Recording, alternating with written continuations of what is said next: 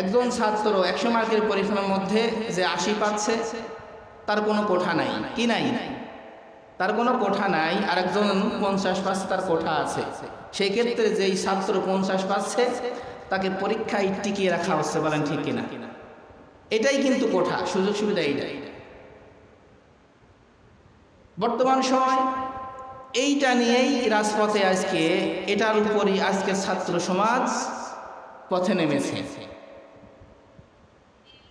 আবু সাইদ নামে আমার একদিনই ভাই, তিনি মুসলমান ঘরের সন্তান, যেহেতু আবু সাইদ তার নাম, মুসলমান ঘরের সন্তান তো নাকি, তার নাম তো আর অন্য কিছু না, আবু সাইদ।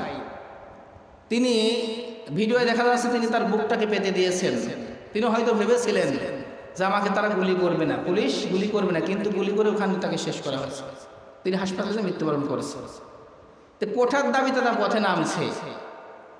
কোঠা তো উঠবে না, কোঠা